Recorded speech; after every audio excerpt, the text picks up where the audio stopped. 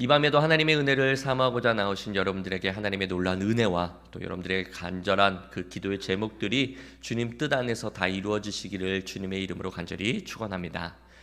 지난주 민수기 33장에서 인간은 누구나 행복을 꿈꾸지만 어쩔 수 없이 고난은 다 누구에게나 찾아온다라고 말씀드렸습니다.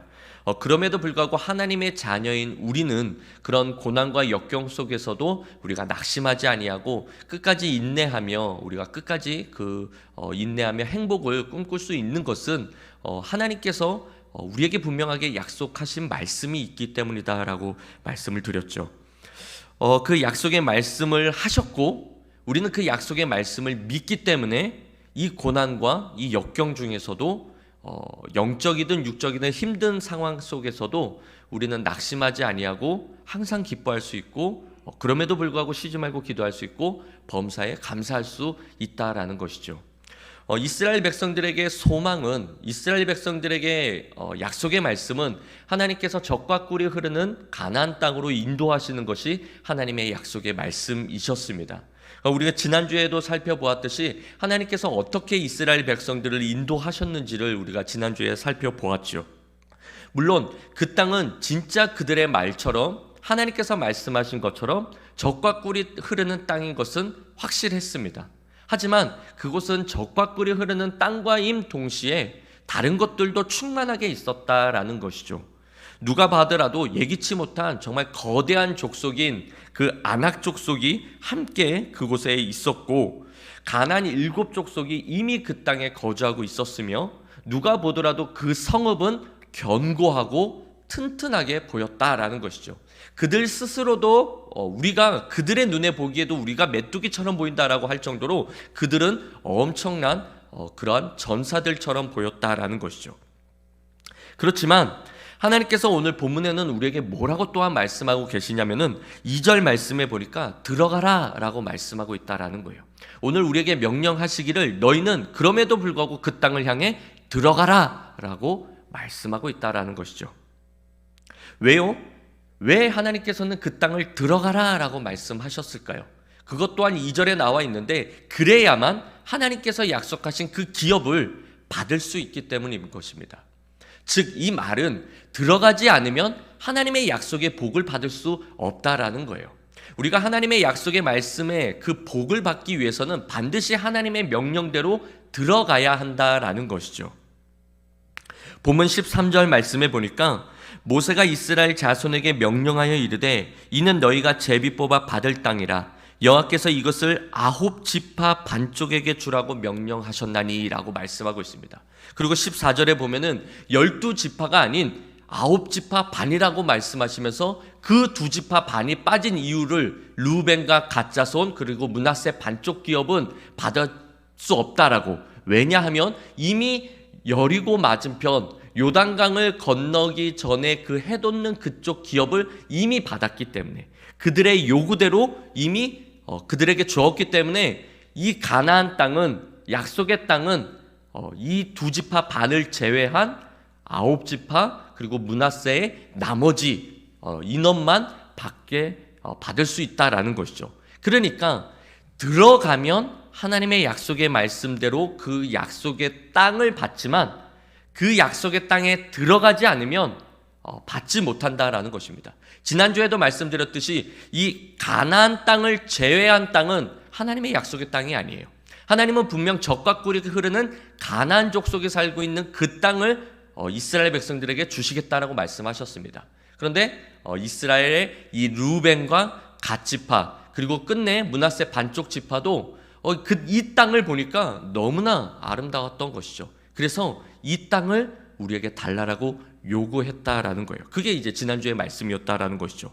물론 우리가 오늘 말씀에서 살펴봐야 될 것은 하나님께서 들어가야지만이 그 땅을 주신다라는 거예요. 여기서 들어간다라는 것은 단순히 그냥 땅을 받는 그 정도의 수준을 얘기하는 것이 아님을 우리는 알 수 있죠. 여행을 가듯 그냥 가벼운 마음으로 기쁜 마음으로 그 땅을 가서 여기저기 살펴보는 그러한 수준으로 들어가라라는 뜻으로 말씀하신 것이 아니다라는 것을 우리는 알 수 있습니다. 민수기 33장 55절 말씀에 보니까 그 땅의 원주민을 몰아내라라는 뜻이에요. 다시 말하면 그들이 만든 석상, 이미도 가나안 족속이 살고 있으면서 그들이 섬겼던 그 우상들을 다 제거하고 그 산당들을 다 허물어 버리고 그들을 완전히 몰아내서 더 이상 이 땅이 거룩하지 않는 땅이 되지 않도록, 다시 말해 거룩한 땅이 되도록 완전히 전멸하라라는 뜻이에요. 단순히 들어가라라는 이 말은 그냥 들어가는 수준의 그런 말이 아니라 완전히 전멸해서 거룩한 땅으로 만들라라는 것이죠. 왜냐하면 하나님께서는 거룩하신 분이기 때문입니다. 즉 약속의 땅에 들어가라라는 것은 내가 이 땅에 너희와 항상 함께 하실 것이니 너희는 이 땅에 들어오라라는 거예요. 내가 속한 이 땅은 거룩한 땅이니 모세에게 네 발의 신을 벗으라라는 것과 같은 의미로 이 땅에 들어와서 이 땅에 살고 있는 그 족속들을 다 몰아내라, 완전히 거룩한 땅으로 만들라라는 뜻이다라는 것이죠. 그러니 들어간다라는 것은 다른 표현으로 하자면 결코 쉬운 것은 아니다라는 것입니다.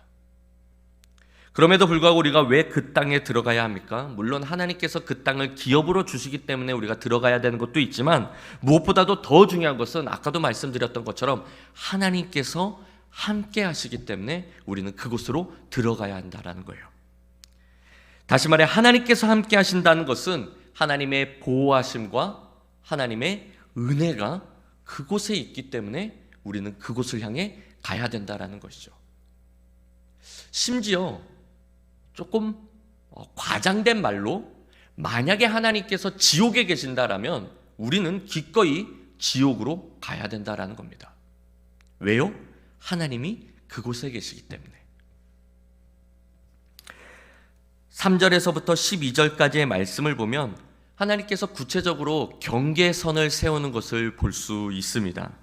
그래서 경계선이다라는 것은 일반적으로 말하면 축소, 제한 이러한 의미를 두기도 하지만 또 다른 측면에서는 자유와 보호의 측면도 있다라는 것이죠.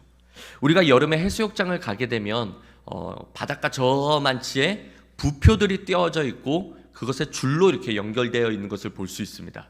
그 부표가 쳐져 있다라는 것은 그 부표 너머의 바닷가는 위험하니 그 부표가 쳐져 있는 그 안쪽에서 자유롭게 놀라라는 것이죠. 그렇죠. 이와 마찬가지로 하나님께서 이스라엘의 이곳이 가나안 땅이야 라고 이렇게 경계선을 세워주는 것은 이곳에서 자유함을 누리라라는 거예요. 내가 이곳에서 너희를 보호할 것이고 너희에게 적과 꿀이 흐르는 적절한 이른 비와 늦은 비의 은혜를 너희에게 베풀어 줄 것이니 너희는 여 안에서 자유를 누리다라는 것입니다.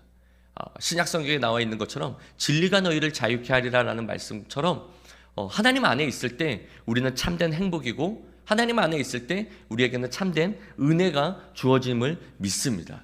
그래서 우리는 날마다 포도나무인 그 가지에 접붙여 있어야 된다라는 거예요. 포도나무에서 떨어지면 아무리 건강한 가지라 할지라도 금세 메마르고 영양분을 공급받지 못하기 때문에 금세 시든다라는 거예요. 갖가지의 병, 해충으로 인해서 금방 썩어 없어질 수밖에 없다라는 것이죠. 그러니 가지인 우리는 포도나무에 접붙여 있어야 되듯이 하나님의 자녀인 하나님의 백성인 우리는 하나님이 함께하고 있는 그 땅에 들어가야지만이 안전하고 보호함을 받을 수 있고 은혜로 충만해질 수 있다라는 것입니다. 하나님 품 안에서 마음껏 자유를 누리라고 하나님께서 너희는 들어가라, 하나님 편에서는 들어와라 라고 말씀하고 있다라는 거예요. 이러한 찬양이 있죠. 나의 안에 거하라, 나는 내 하나님이니 모든 환난 가운데 너를 지키는 자라. 두려워하지 말라, 내가 널 도와주리니 놀라지 말라, 내 손 잡아주리라. 할렐루야. 나머지는 집에 가서 하세요. 이러한 은혜의 찬양이 있지 않습니까? 하나님 안에 있을 때 하나님께서 우리에게 두려움이 아닌 평강으로, 또 우리는 무명하나 유명한 자요, 아까 기도에도 이렇게 하셨는데, 가진 것 없는 것 같지만 우리는 충만하고, 죽은 것 같으나 우리는 살아있는, 그렇게 고백할 수 있는 이유가 뭐냐? 왜? 우리 안에 하나님이 나와 함께하고 계시기 때문에 우리는 그러한 고백을 할 수 있다라는 것이죠. 그러므로 저와 여러분은 하나님의 품으로 들어가야 할 줄 믿습니다. 그런데 문제는 그 하나님의 품 안으로 들어가는 것을 우리 스스로가 거부한다라는 거예요. 여러 가지 요인들이 있죠. 환경적 요인, 육신의 피곤함. 베드로 그 제자들이 그 갈멜산, 아니 그 뭡니까? 그 기름, 감난산.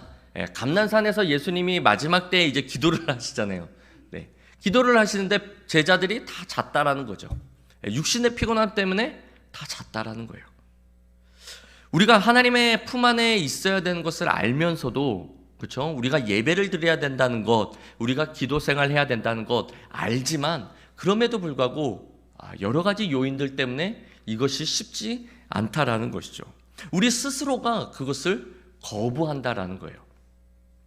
들어가는 것은 자유가 아닌 구속이고 억압이고 축소고 제한이다라는 거예요. 그래서 하나님을 떠나려고 하는 것입니다. 우리 스스로가 하나님을 떠나려고 해요. 이런 찬양도 있죠. 물을 떠난 고기가 잠시 잠깐은 살 수 있어도 금세 그 물고기는 죽을 수밖에 없다라는 것이죠. 누가복음 15장에 둘째 아들의 비유가 나옵니다. 이 둘째 아들의 소원은 아버지의 그늘에서 하루 빨리 벗어나는 것이죠. 아버지의 그 그늘에서 벗어나 자유를 누리며 독립하는 것이 이 둘째 아들의 간절한 소망이었던 거예요. 세상은 화려하고 급속도로 변해가는 그 휘황찬란한 그 세상을 바라보니 아버지의 그늘 아래 있는 것이 마치 답답함을 느낀다라는 것이죠. 우물 안의 개구리 같은 것처럼 너무나 미칠 지경이다라는 거예요. 뭔지 모르게 억압당하는 것 같고, 뭔지 모르게 자꾸만 하지 말아야 될 것은 그 율법의 조항들은 있고, 해야 될 것은 너무나도 많고, 하지만 나는 따라갈 수 없고, 계속해서 이러한 억압과 스트레스로 인해서 떠나고 싶어하는, 자유를 느끼고 싶어하는 것이 이 둘째 아들의 바람이었다라는 거예요. 그래서 어차피 아버지가 죽으면 나에게 재산이 돌아올 텐데 그거 미리 땡겨서 지금 나에게 달라고. 그래서 그 재산을 가지고 먼 나라로 둘째 아들이 떠나죠. 그리고 드디어 그 유산을 받아내서 떠난 그 아들이 어떻게 됩니까? 금세 이 유산이 다 허랑방탕하게 돈을 다 허비하고, 이제는 자유다라고 생각했던 그 아들이 자유가 아니라 이제는 이방 민족의 종으로 들어가서 끼니를 걱정하게 되는, 그것도 돼지들이나 먹는 주염 열매로 돼지와 생존을, 그 경쟁을 펼치게 되는 신세가 되었다라는 거예요. 아버지를 떠나면 자유를 누릴 수 있을 거라고 생각했는데 아버지를 떠나자 이방 민족의 종으로서, 자녀도 아니고 종으로서 돼지들과 생존 경쟁을 펼치고 있다라는 거예요. 영적인 의미로 따지면 아버지는 하나님입니다. 우리가 하나님을 떠나면 자유함을 누릴 수 있을 거라 생각하죠. 이방의 종으로 들어갈 수밖에 없어요. 즉 사단의 종이 될 수밖에 없다는 겁니까? 없다는 거예요. 그리고 돼지들이나 먹는 주염 열매로 그들과 생존 경쟁을 펼칩니다. 즉 부정한 짐승인 저 이방인들과 그곳에서 우리는 무엇을 먹을까 마실까 입을까 근심 걱정 염려할 수밖에 없게 된다라는 거예요. 아버지의 날개 아래, 이 그늘 아래 있는 것이 얼마나 행복인지 우리는 잘 모른다라는 거예요. 가끔 청년들에게도 이렇게 얘기를 하는데, 부모님 그늘 아래 있을 때가 진짜 행복이다라고 얘기를 합니다. 너희들이 한번 자취 한번 해봐, 시집 장가 한번 가봐. 이제 불행 끝 행복 시작 아니야. 행복 끝 불행 시작이야. 너희들 스스로 집안 청소해야 되지, 빨래해야 되지, 요리해야 되지. 예, 저기 하필 또 청년 자매 둘이가 여기 왔네 또. 예, 부모님 그늘 아래 있을 때가 행복입니다, 여러분. 하나부터 열까지 다 이제 해야 돼요. 그것뿐입니까? 공과금 다 내야 됩니다. 전기세 내야 되지, 수도세 내야 되지, 가스비, 난방비, 막 아이고 월급 그거 쥐꼬리만큼 그거 벌어가지고 이제 뭐 전기세 내고, 수도세 내고, 관리비 내고, 뭐 교통비 내고, 휴대폰 조금 내고 나면 정작 내가 사고 싶은 빤스 하나 못 삽니다. 그 부모님 그 그늘 아래 있을 때가 진짜 행복인 거예요. 아멘 하세요, 우리 신의 자매, 지원자매. 네. 근데 그것을 그 당시에는 몰라요. 떠나 봐야 알아. 그나마 남자들은 좀 압니다. 이 군대 가면 그나마 조금 정신 차려요. 그것도 뭐 한 달 못 가더라고요. 아무튼 둘째 아들도 몰랐어요. 그제서야 떠나고 나니 알았다라는 것이죠. 그래도 아버지한테 가면은 내가 이 끼니 걱정은 안 하는데 이제는 아버지의 자녀라고, 아들이라고 할 수도 없다. 차라리 아버지의 종으로 들어가자 하고 오잖아요. 아버지는 다 받아주시죠. 누가복음 15장 15절에 가서 그 나라 백성 중 한 사람에게 붙여 사니 그가 그를 들러 보내어 돼지를 치게 하였는데, 아버지를 떠나면 이렇게 된다라는 거예요. 그래서 오늘 하나님은 우리에게 말씀하고 있는 겁니다. 들어가라. 그러면 내 약속의 복을 너희에게 주리라. 들어가지 않으면 주지 않으신다라는 말씀이에요. 사랑하는 성도 여러분, 오늘 내가 들어가 헐어버려야 할 그 땅, 정복해야 할 그 땅, 완전히 무너뜨려야 할 그 땅은 무엇입니까? 물질입니까? 건강입니까? 아니면 자녀입니까? 아니면 가족? 더 나아가서 권력, 명예이십니까? 또 다른 측면에서 여전히 내 속에 하나님이 세워주신 경계가 아닌 그 밖을 탐하고 있는 것은 또한 무엇입니까? 바라옵기는 다 무너뜨리고 다 헐어버리고 하나님이 세워주신 경계선 안에서 그 안에 들어가 참된 자유와 행복을 누리는 저와 여러분, 우리 모두가 되시기를 주님의 이름으로 간절히 축원합니다. 계속해서 16절에서부터 29절까지의 말씀을 보면요, 하나님께서 친히 기업 나눌 자를 각 지파에서 한 명씩 대표로 하나님이 친히 뽑으시는 것을 볼 수 있습니다. 그 선출된 대표들의 이름이 나열되면서 혹 이것을 읽으면서 이러한 생각이 들지 않으셨는지 모르겠어요. 왜 하필 그들일까? 수많은 이스라엘 백성들이 있었을 텐데 왜 하나님은 그들을 대표로 뽑으시고 29절 말씀해 보니까 그들에게 기업을 주신다라고 말씀하셨을까?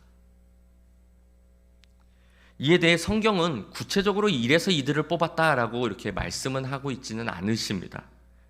그러나 선택된 그들의 이름을 보면요, 하나 공통적으로 발견되는 것들이 있어요. 총책임자인 제사장 엘르앗살과 여호수아의 이름의 뜻은요, 먼저 엘르앗살은 하나님께서 도우심, 여호수아는 여호와는 구원이시다. 또 각 지파의 대표들의 이름의 뜻은요, 먼저 유다 지파의 갈렙은 이 갈렙은 이스라엘이 출신은 아닙니다. 출애굽할 당시에 함께 따라 나온 그 이방 민족 중에 한 사람이에요.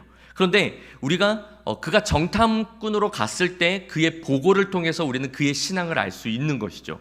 처음에는 이방인이었지만 그가 얼마만큼 여호와 하나님을 의지하여 믿음의 고백을 하고 믿음으로 그 정탐했을 때 보고한 것을 우리는 볼 수 있는 것이죠. 간접적으로 이 갈렙은 엄청난 신앙의 소유자였다라는 것은 우리가 확실하다라는 거예요. 계속해서 시몬 지파의 대표 스무엘의 이름의 뜻은 하나님이 들으심. 베냐민 지파의 대표 엘리닷은 하나님께서 사랑하심.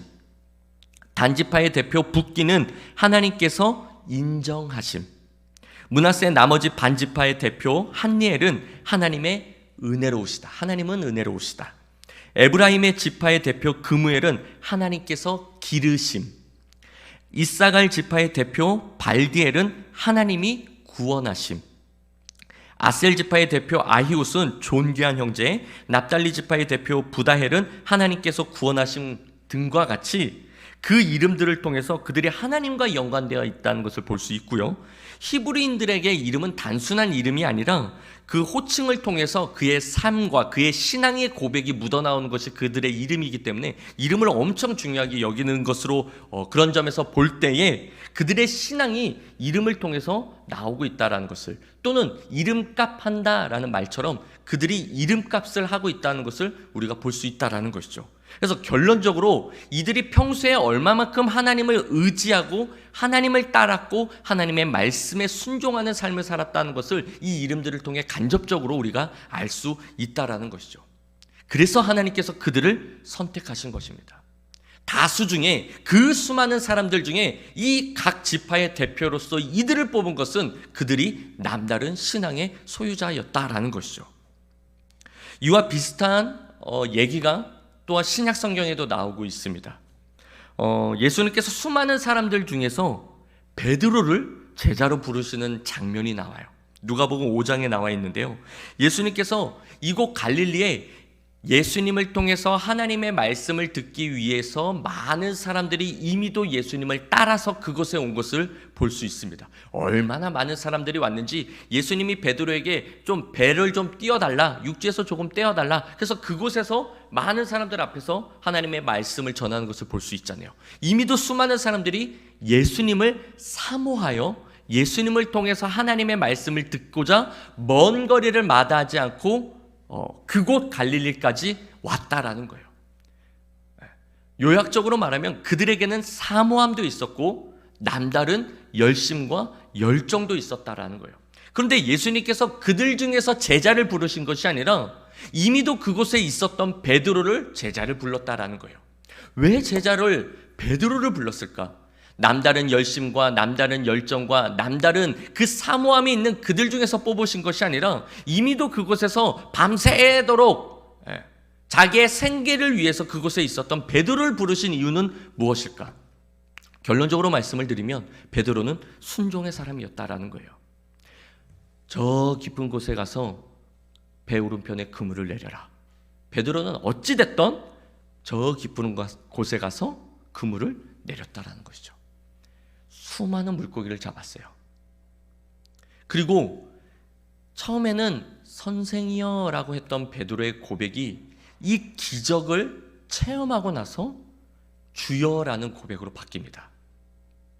주여, 나를 떠나소서, 나는 죄인이로소이다. 그러자 예수님께서 이제는 네가 고기를 납는 어부가 아니라 사람을 납는 어부로 삼을 거야 라고 하자 베드로가 어떻게 반응을 보여줬는지 아십니까? 안 적었군요. 베드로가 배들을 육지에 대고 모든 것을 버려두고 예수님을 따랐다라고 성경은 기록하고 있습니다. 자기가 가지고 있는 모든 전 재산을 다 뒤로 하고 예수님의 말씀에 따랐다라는 거예요. 그래서 예수님께서 베드로를 친히 찾아가 그를 제자로 삼으셨다라는 거예요.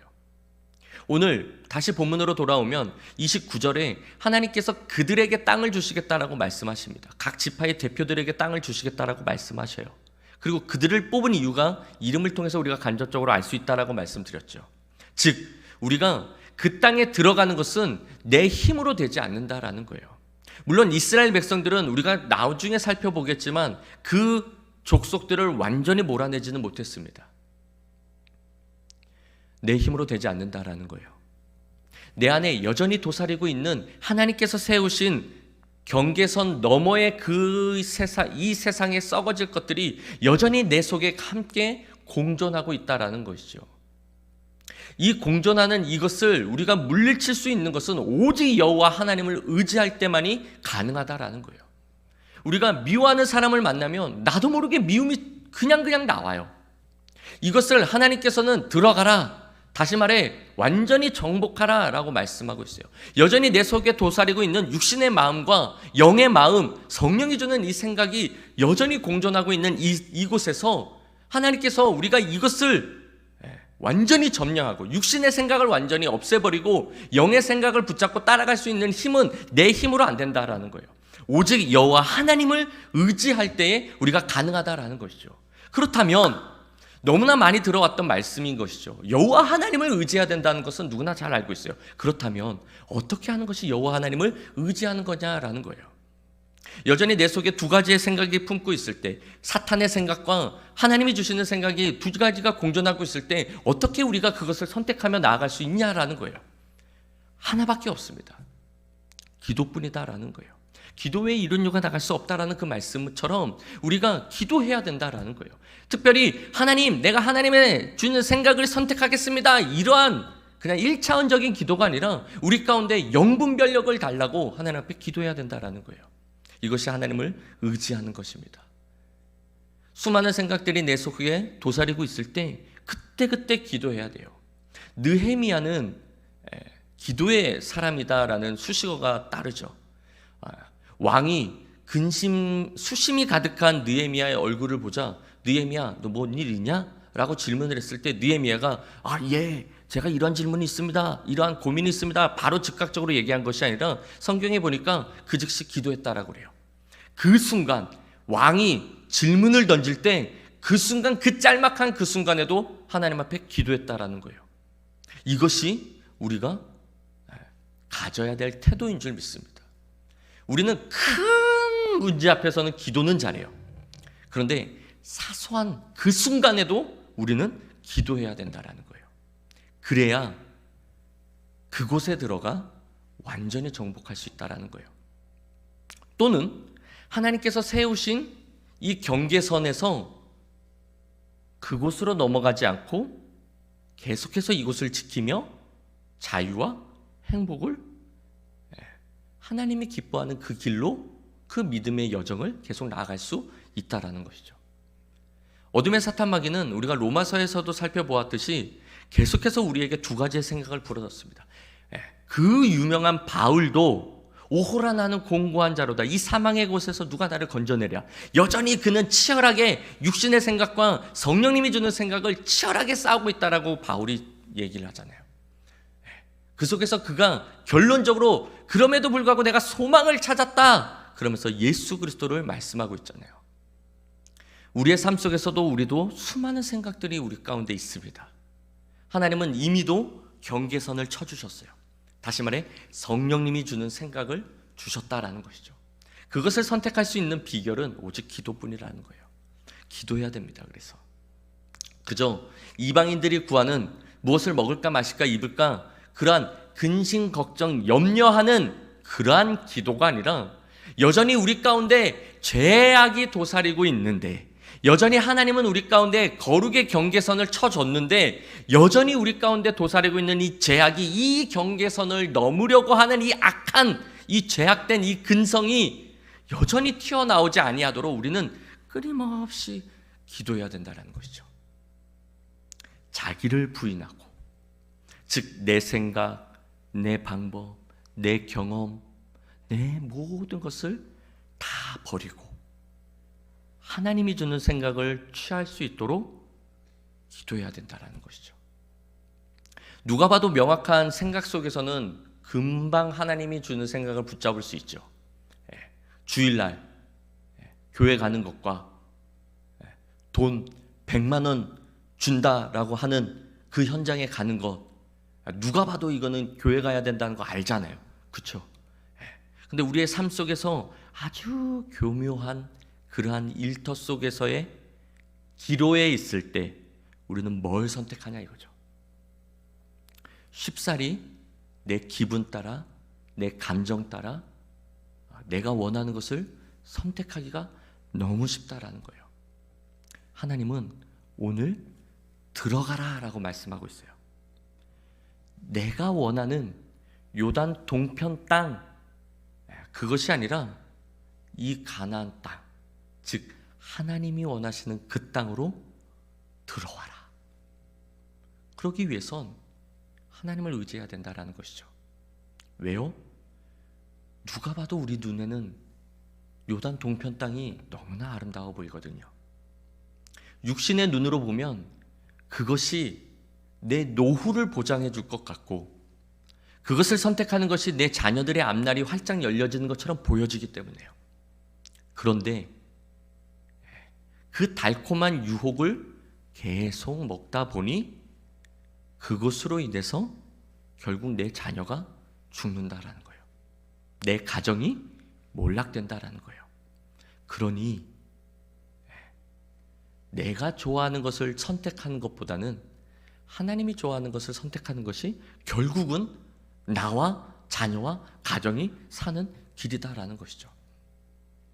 아브람과 아브람 그리고 롯, 너무나 이제 재산이 많아지니까 종들이 맨날 싸우게 됐죠. 얘가 자꾸 눈앞에서 아른거리네요. 종들이 싸우기 시작했죠. 그래서 아브람이 이제 우리 싸우지 말고 각자 살자. 네가 좌하면 내가 우하고 네가 우하면 내가 좌할게 하면서 선택권을 주죠. 그 롯이 딱 보니까 누가 봐도 적과 꿀이 흐르는 땅이에요. 그것을 선택하잖아요. 결국 어떻게 됐습니까? 하나님의 심판으로 그 땅이 완전히 멸망합니다. 육신의 눈으로 봤을 때 그 땅은 좋아 보여요. 누구나 부인할 수 없는 땅이 맞습니다. 누가 봐도 그것은 성공의 길이고 누가 봐도 그것은 사는 역삼이 있는 것처럼 보여져요. 그런데 하나님 편에서도 그것이 나와 같다라고 말할 수는 없다라는 것이죠. 하나님이 맞아, 나도 그렇게 생각했어, 잘했네 라고 하면 얼마나 감사하겠어요.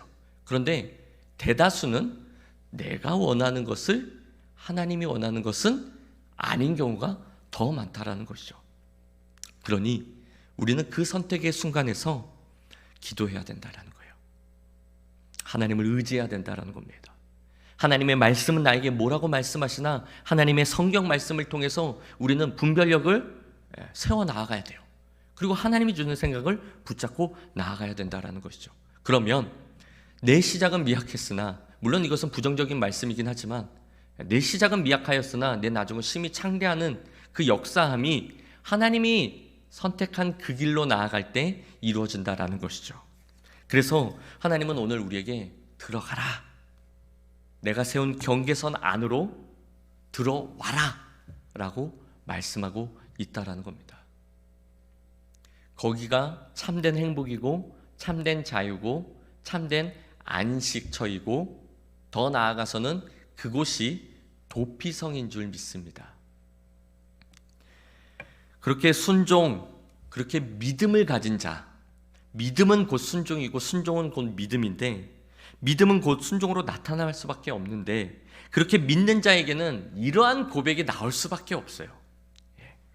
민수기 14장 6절에서부터 9절까지의 말씀인데 다 함께 읽겠습니다. 시작. 그 땅을 정탐한 자 중에 눈의 아들 여호수아와 여분네 아들 갈렙이 자기들의 옷을 찢고 이스라엘 자손의 온 회중에게 말하여 이르되, 우리가 두루 다니며 정탐한 땅은 심히 아름다운 땅이라.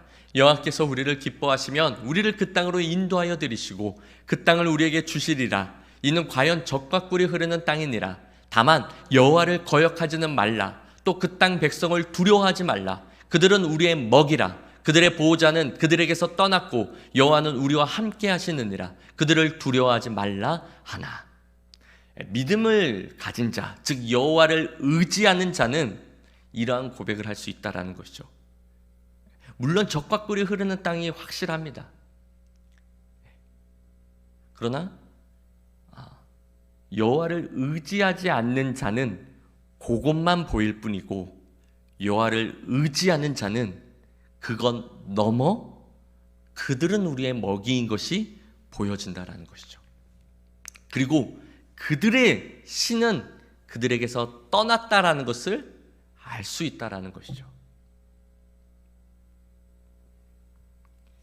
그래서 각 지파의 대표들로 이들이 뽑힌 것입니다. 여호와를 의지하는 자였기 때문에. 그들은 약속의 땅에 들어가 하나님의 기업을 받은 줄 믿습니다. 바라옵기는 저와 여러분 우리 모두에게 바로 이와 같은 믿음의 소유자들이 되어 믿음으로 남다른 고백을 하고 믿음으로 남다른 행함이 있어 누가 봐도 저 사람은 믿음의 사람이다라는 그런 칭호를 얻는, 더 나아가 백부장과 같이 예수님께 칭찬받았던 그 믿음의 소유자들로 우리 또한 주님으로부터 칭찬 듣는 믿음의 소유자들이 되시기를 주님의 이름으로 간절히 축원합니다. 결론의 말씀을 드릴게요. 여전히 우리 앞엔 헐어버려야 되고, 여전히 우리 앞에는 무너뜨려야 되고, 완전히 점령해야 할 거대한 가나안 족속이 있습니다. 아직 우리는 천국에 들어간 것이 아니에요. 여전히 우리는 치열한 영적 전쟁을 치러야 된다라는 것이죠. 그러한 상황 속에서 우리가 점령해야 할 그 땅은 무엇입니까? 여전히 그 사람이 미움이 있습니까? 그 사람이 시기, 질투, 다툼, 인간성, 죄악성, 독성, 악성, 그런 것들이 여전히 우리에게 있지 않습니까? 그런 것들을 우리는 무너뜨려야 됩니다. 완전히 정복해야 돼요. 그러지 않으면 우리가 지난주 33장에서 봤듯이 그것이 나의 옆구리를 찌르게 될 것이고 나를 고통스럽게 한다라는 거예요. 여전히 내 속에 미움이, 이 감정이 있으면 여전히 나의 이 신앙이 계속해서 싸울 수밖에 없다라는 거예요. 이런 것을 벗어나야 됩니다. 내 힘으로는 안 돼요. 어떻게 이게 내 힘으로 됩니까? 그렇죠? 죄송스러운 말씀이지만 남자분들이 별로 없어서 남편 그거 보면 얼마나 그게 참 아침밥 차려주기 뭐 하잖아요. 그렇죠? 그런 것들이 있어요. 마이크 안 대고 얘기하고 있습니다.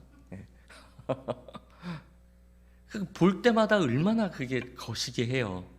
거시기 하니 거시기 해서 거시기 할 수밖에 없다니까요. 이게 내 힘으로 되냐 이거예요. 안 됩니다. 전적인 하나님이 부어주시는 그 사랑이 충만해야 그 영혼이 예수님처럼 보여지는 거예요.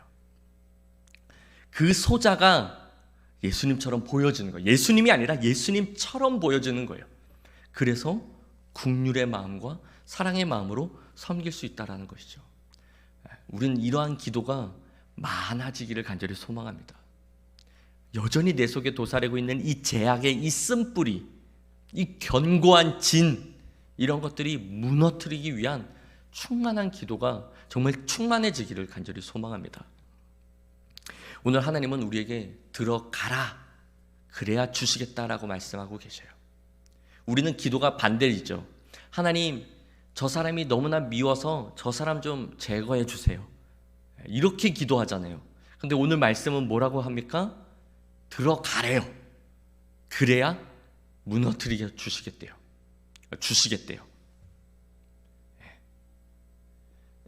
나중에 살펴보겠지만 이스라엘 백성들이 출애굽 초반에는 홍해가 갈라져서 건너게 되죠. 하나님께서 홍해를 갈라주셨죠. 그리고 건넙니다. 근데 지금 아직은 아니지만 이제 곧 넘어갈 텐데 이때는 어떻게 됩니까? 여전히 요단강은 흐르고 있어요. 언제 갈라지죠? 하나님의 법궤를 메고 레위인들이 먼저 들어가니까 그제서야 갈라진다라는 거예요. 신앙의 초기일 때는, 즉 시내산에서 하나님의 말씀, 율법을 받기 이전에는 하나님께서 모든 것을 다 해주셨습니다. 하나부터 열까지 떠먹여 주셨어요. 다 만나와 메추라기, 아말렉 전쟁 다 해주셨어요. 근데 시내산을 하나님의 말씀을 받은 후부터는 그들이 해야 돼요. 그들이 해야 할 때 하나님께서 도와주세요. 저와 여러분의 신앙은 희찬이 빼고요, 이제 우리가 해야 돼요. 그래야 요단강이 갈라집니다. 하나님, 제게 사랑을 주세요. 그럼 저 미운 사람 사랑할게요. 이제는 이건 안 통한다라는 거예요. 맨날 기도하십시오. 기도 응답 없습니다. 왜요? 저와 여러분이 그만큼 신앙에 성장했기 때문에. 이제는 미워도 떡 하나 더 줘야 됩니다. 그래야 사랑의 마음이 더 커져요. 이제는 우리의 신앙이 이 정도의 신앙인 것을 우리가 깨달아 알아서 이제는 먼저 들어가십시오. 하나님의 말씀을 의지하여 요단강에 발을 내디디십시오. 그래야 갈라집니다.